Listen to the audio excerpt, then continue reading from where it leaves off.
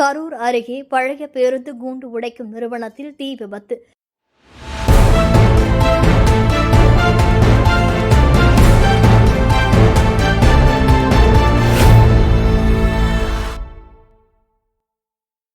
இருபத்திரண்டிற்கும் மேற்பட்ட பேருந்து எரிந்து நாசம். கரூர் மாநகராட்சிக்கு உட்பட்ட சின்னாண்டான் கோவில் பகுதியை சேர்ந்தவர் முருகன். கோடாங்கிப்பட்டிக்கு அடுத்த பெருமாள்பட்டியில் பழைய பேருந்து கூண்டுகளை வாங்கி உடைத்து விற்பனை செய்து வருகிறார். ஆகஸ்ட் 30ஆம் தேதி வழக்கம் போல் ஊழியர்கள் நிறுவனத்தில் வேலை பார்த்துக் கொண்டிருந்த போது எதிர்பாராத விதமாக தீ விபத்து ஏற்பட்டது. காற்றின் வேகம் காரணமாக தீ மளமளவென பரவி அடுத்தடுத்த பேருந்து கூண்டுகள் எரிய துவங்கியது. இதனை பார்த்த பொதுமக்களும் ஊழியர்களும் தீயணைப்பு துறையினருக்கு தகவல் தெரிவித்தனர். 3 தீயணைப்பு வாகனங்களில் விரைந்து வந்த தீயணைப்பு துறையினர் தீயை அணைக்கும் பணியில் ஈடுபட்டனர். அதற்குள்ளாக 22 பேருந்து கூண்டுகள் எரிந்து நாசமாகின. இது தொடர்பாக தான்தோன்றிமலை காவல் நிலைய போலீசார் விசாரணை நடத்தி வருகின்றனர். எரிந்து போன பேருந்து கூண்டுகளின் மதிப்பு பல லட்சம் வரும் என கூறப்படுகிறது. வேதா நியூஸ் டைம்ஸ் செய்திகளுக்காக செய்தியாளர் ராஜசேகர்.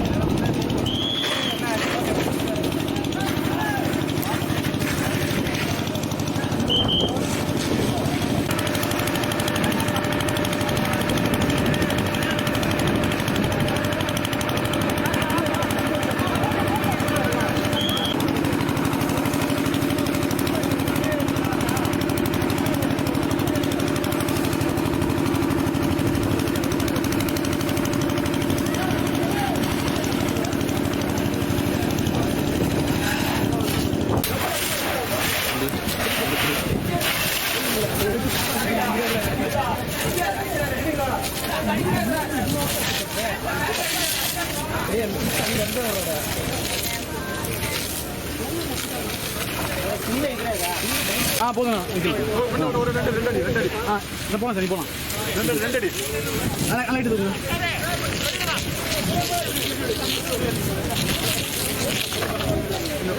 சார்